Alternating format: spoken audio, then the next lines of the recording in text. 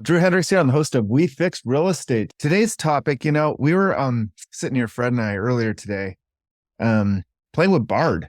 Have you guys tried it? It's the new AI engine. We were kind of talking about NAR, National Association of Realtors, and the advantages of actually choosing a broker that's not in NAR. No NAR. Well, first of all, the biggest thing is I'm not liable. A broker who's not in NAR and who's not part of, say, any of the other defendants, the Keller Williams, Compass, et cetera, they don't have any liability. They're not going to close because of these lawsuits and the continuing lawsuits. It's not just one lawsuit. There's probably going to be, 50 to 100 of these, and they're just going to keep coming and keep coming and keep coming. So it's funny. I just want to add this little thing. I was on this webinar this morning, and I can actually show you pictures of the people on the webinar. And it was a managing broker from an EXP company, and they're involved in these lawsuits too, of course, trying to tell people how to deal with the new realities, how the business has changed. And the thing that they were pushing is you have to show people your value. You tell them these are the things that we do for you, and you don't understand these things because it's new to you, and we're here to guide you. And I'm thinking to myself, God, I'm going to make an AI bot to just answer all the questions about title insurance, about mortgages. They don't understand. They're going to be replaced. Everybody's going to know whatever they need to know by their bot. And then they're going to be able to eventually have something submitted with a automation as to what they want to do. And they're going to have a guide. You're going to have buyer brokers. You're going to only have the really good buyer brokers. The low end people don't know what they're doing. They're going to disappear. But I can see in 5 years, this AI bot's just going to do everything for you, what you need to know. And so they're dying. They're desperate. They're scared to death. And they say, make sure that you get a contract up front explaining how much you're going to charge. And they didn't discuss percentages or fixed fees or anything about the amount because they don't want to have another conspiracy charge against them. But there was this underlying tone of 2.5% is here to stay on each side of a transaction. We just have to adjust. And the big guys, they're saying, oh, this isn't going to affect anything, just a few more disclosures and blah, blah, blah. So they have their new way of sneaking around everything or whatever without getting caught. Anyway, having said that, and if you are an agent and you're licensed in California, Washington specifically, and you're tired of all this and you want to join a brokerage that doesn't join the realtors and allows you to charge whatever you feel is reasonable, that you negotiate between you and your buyers, and you take off the liability because we do all the paperwork, come talk to us. It's a SaaS thing. We're going to be involved with you. We're going to help you learn about communication better, and Drew's going to help you market yourself. Yeah. Period. And that's the key thing, because right now you're all over the place. You don't know what you're doing. We pretty much have this hopefully developed, and we're always changing keywords, and I'm always, finding something stupid that Drew thinks I'm crazy, and who knows. Well, you definitely sent me down the rabbit hole today. So friend sends me this link. This Bard. So to the Bard thing. He's investigating this AI bot, and then I followed through with it, and I kind of wanted to ask Fred about this because it came up with some good ideas. So I was I wrote what did I ask the thing? I said, we get down here. Oh, so I was talking about the benefits of actually working with a non-NAR real estate agent and what they are. And it came up with some really good ideas. I mean, so one, what am I looking at here? Oh, lower fees. Freddie touched on that. More flexibility because, and this is the part that I went down the rabbit hole. And so more flexibility. Non-NAR agents are not bound by the NAR code of ethics, which can give them more flexibility on how to conduct business. This may be beneficial. And so I was put it this way: we have an inflated code of ethics. We're 10 billion times higher than that. Their great code of ethics took them into a lawsuit, which they are, a $1.8 billion judgment against them, plus 49 more suits. That's a real great code of ethics. Hello. Yeah, no, it's we forgot to follow the code of ethics. and I think the underlying thing is that the NAR tends to think that if you're not NAR, you're not ethical. Oh, they even advertise that way. Yeah. Use a realtor because the realtor has a code of ethics. I heard these commercials maybe even a month ago after the $1.8 billion judgment. So one of the things is I was wondering, so I asked, and this is just me learning, and Fred can probably comment on this, but it gave 5 good points. 5 good points that came up with why the NAR code of ethics is a hindrance and may actually be unethical, potentially unethical. Go for it. Let's hear it. One is that they mandatory membership. The requirement for all real estate agents to join NAR and adhere to its code of ethics can limit consumer choice and restrict competition. Well, what that really should say, because it's barred, it's AI, it's not perfect, is that if you own a brokerage and you are a realtor member, every single agent in your office must become a realtor without exception. That's what they're talking about. And it's like, it's going to cost you more because you have membership dues. So obviously they're going to pass that on to the consumer. And that was one of the advantages of not being, you have to pass on that membership. The other one is potential of conflicts of interest. Certain provisions of the code of ethics could create conflicts of interest. For instance, the requirements to disclose all material facts to a client may conflict with the agent's duty to protect the seller's interests. Additionally, the code's emphasis on promoting the seller's interests may limit the agent's ability to provide objective advice to the buyers. Well, yeah, this is talking about dual agency. And I think we talked about this in the last podcast. This is exactly it. Susie Scumbag real estate agent who reps the seller and then does open houses and tries to get the buyers to go through them. Oh, we'll give you a discount and a commission. I'll lower it from 6 to 5.5. Big effing deal. And they're just trying to get the deal closed. They're probably friends with the seller. That's how they got the listing, and they don't really give a crap about the buyer. So they're just trying to get the deal done.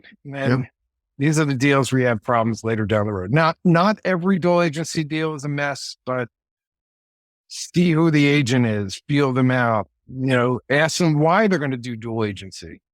Why can't they give me off to somebody else? Why can't I get another broker? Yeah. As a buyer, ask the hard questions. And the little discount is bullshit because they're just going to add it to the sale price. You're going to pay more most times. Find it on the other side. The other part. So there's 2 more points. The other one is strict enforcement and penalties. NAR's enforcement mechanisms for violating the code can be perceived as overly strict or disproportionate. So they're worthless. Natural fines and even a revocation of license can create an atmosphere of fear and discourage agents for taking risks or challenges the status quo for the client. Yeah. Okay. Well, let me say that. NAR slaps on the head. You ever hear a realtor be so bad you're thrown out of the realtors and they take you to the licensing board? No. And they don't make any of this public. So you have no idea which agents have gotten slapped on the wrist and what they did. That's good. And it's mediation, arbitration. I forget. You need that way. They have all kinds of, volunteers in their own organization to do the disciplinary, judicial things. So it's like, seriously, get independent people from the outside to say if you're right or wrong. And you know what? Make it public if they're wrong. That's the change. But, if you got a problem with me, you're going to take me to the Department of Real Estate. You're going to take me to court. Or mediation, it's in the contract, but we have those problems. The final one, I kind of think is the most compelling on the code of ethics is its focus on industry standards. So the code of ethics primarily focuses on upholding industry standards and protecting the interests of NAR members. Well, this is important. It could be argued the code places less emphasis on promoting broader consumer welfare or addressing societal concerns such as housing affordability and fair housing. Bingo. I don't need to add anything to that.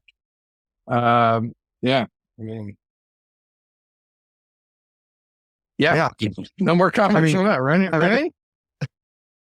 Well, so the thing is, we talk about the code of ethics part. The code of ethics itself isn't like the major issue at hand. It's the lack of enforcement, right? It's the amount of agents that are in the market, and nobody says stop, don't do that. Stop, you shouldn't say that. You shouldn't stop, you shouldn't discriminate. Stop, you shouldn't be sneaky and slimy. Stop, and you shouldn't lie. I think that's the problem, right? It's not about the actual code of ethics. So you know what? These agents who are sneaky and slimy, the brokers who hired them know exactly that they're sneaky and slimy. So you can just tell these franchises requires the franchisee to hire so many people per quarter or they could lose their franchise. Mm-hmm. So that's why there's some pretty bad, dumb, evil people with their license. Because the broker knows he needs 2 more people. Hey, I don't know, gardener and his beautician. It's like, here, I'll pay for you to get your license, just come join and then pay fees. Anyway, we're here to just do the right thing and do the job. So, but the problem is we're competing against all these people screaming in the noise world who are, there's, and I'm this and I have this value, I'm there. So, and I'm here to go further down this rabbit hole of NAR versus non-NAR agents.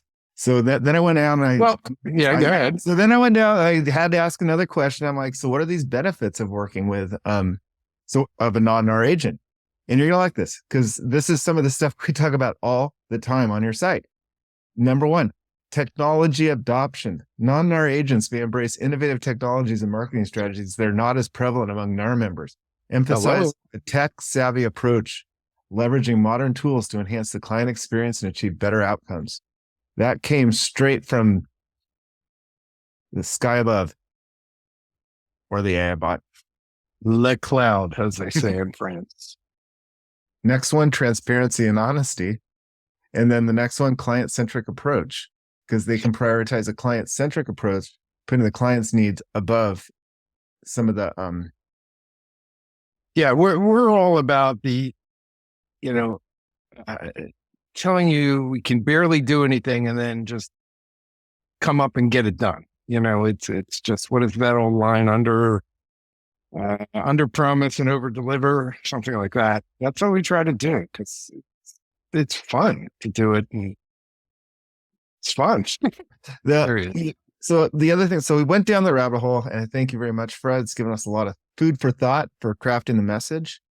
And hopefully my thought is that, rising tide rises all ships. I mean, if all the people, these non-NAR agents can really advocate for themselves, it's going to be better for the whole industry. Yeah, well, I hope the whole industry changes into a new kind of industry. So, we're here working hard to do that. Just listening to these people, I can tell, I promised my clients I'll get back to them. Or this supervisor person, whoever she was telling them, make sure that you get back to your people by phone, by email, by text, however they want, as soon as possible. Really? Did you have to tell these people that? We live in Slack. Mm-hmm. We're always there. 2 a.m, I drink too much tea and have to wake up. I'll answer Slack. Get it when you wake up. It's just, we don't know any other way. So, Fred, what's top of mind for you right now, other than the ethical responsibilities of non-NAR agents? No, we're just rocking and rolling. We're in between November holiday season, Thanksgiving-ish stuff, and travel, and the Super Bowl. This is when it kind of gets a little quiet, but things are rocking and rolling. Let me tell you one thing, and you may or may not know this, but the conforming loan limits for mortgages went up. Conforming meaning the people at Fannie Mae and Freddie Mac, and also FHA and VA FHA adopts this. It's the maximum loan amount before you have to go to a jumbo loan, go to the banks. So the national number for a 1-unit property is now up to $766,550. That's the maximum. But if you're in places like LA, San Francisco, Orange County, it will be $1,149,825 as the max loan. That's good news for us because we're competitive from that loan amount on down. And how much did that go up? What was it? 1,086. So that went up like 50, 60, 70 grand-ish. It's Wow. got to do with, I forget if it's median income or average median price or average price. I forget how they calculate it. But here's some interesting things other than that. That's for a 1-unit property. If you're buying a duplex, and this is in the big number, Marin, Napa, Marin, LA, et cetera. By the way, Napa's a little lower. So 2 units would be 1,472,250. 3 units, 1,779,525. Here we go. Buy a 4-unit building for $2,211,600 mortgage. And believe it or not, if you're buying it now, you can buy it with 5% down. So you can buy a get a 2,211,600 mortgage with only 5% down. That's good. That ties into that multifamily discussion we had a couple weeks ago. Yeah. So these are the new numbers, but the national number, I'll just run them fast. 2 units, 981,500. 3 units, 1,186,350. 4 unit, 1,474,400. So, 25 years ago, having $1 million property was, oh my God. Now it's like, normal. Baseline in California. Yeah, for sure. That's for sure. So if you go to conforminglimits.com, as soon as Drew fixes it for 2024 numbers, it'll have every county in the United States and the 1 to 4 thing. And we'll figure out a way for you to make it easy. But now it's just the Excel. You see how old I am? The spreadsheet. Mm-hmm. So it'll be there. Well, and we can put it up there so that people can download it too, Drew. So yeah, why not? Yeah, we can have, I mean, it's very simple. Or we can just have a Google Sheet, share it, and rock and roll with it. exactly. That'll be the minimum viable model, but we'll get something fancy soon. We'll see. Got it. The other thing that I read today, mortgage rates down for the fifth straight week. row. Yep. Beautiful thing. The core CPI. That's all I give a crap about. That's all you should even look at. Core CPI. Not the Schuler index. We learned that last week. God, no. Core CPI is basically what's the consumer paying for goods and services. And that's inflation. That's the real news of inflation, but it doesn't cover everything. It doesn't include rents. So it's not a real number, but it's a ballpark, but that's what's they trade off of. So you hear that's going down or lower than expected. That means inflation's turning around. That means rates will turn around. That means the Fed doesn't have to do anything more. Now we're on our way down. We've peaked. We've definitely peaked. Obviously out of the 8s. I think I priced something yesterday, a vanilla 30-year fix was like 6 5/8, 6 3/4, something like that. Really? Yeah. High 6s. Almost on par of where we were last year. So exactly. It's funny. I had a client contact me about a week ago because he saw rates came down. And I remember closing. I didn't remember the rate offhand. And I said, "What's your rate?" He said 7.65. And guess what? At the time, it was the same rate. So it went up so far and came back down. And he only closed like 3 or 4 months ago. So some of those people at the top, is there enough points in there to consider refinancing? If you if you're going to refi, the only way to do it usually, unless you're going down to a 15-year, that's another idea. This gives you a chance to get a lower rate in 15, and it's probably 6.5, 6.25. I'm making that up, people. APR of I don't know what. Full disclosure, NMLS number 133,975. This is not an advertisement for rates. There's all kinds of stuff. Anyway, where was I going with this? It's the kind of thing where if you're just getting out, let's say you got an 8% rate, stuck that you got it, but now we're at 6 5/8, but with no points, but with fees, a couple thousand of fees, title insurance, blah, blah, appraisals. If you can get it, let's say quarter rate higher and with no fees, absolutely no fees when it's all said and done. You might have to pay for the appraisal up front, but you'll get that back at closing. Then it's starting to make sense. Because if it doesn't cost you anything, you save $100 a month, great. And then a year from now, it goes down again. You do the same thing, no cost. Just keep doing no cost refis. You kind of can't, you have to take them for 6 months at least, these loans. But that's the way to do it for no cost. As a consumer, I always like that. There always seems to be like a save mortgage for 1 month when I'm doing the refi. Like there's that. I know that's I always feel like I miss a payment.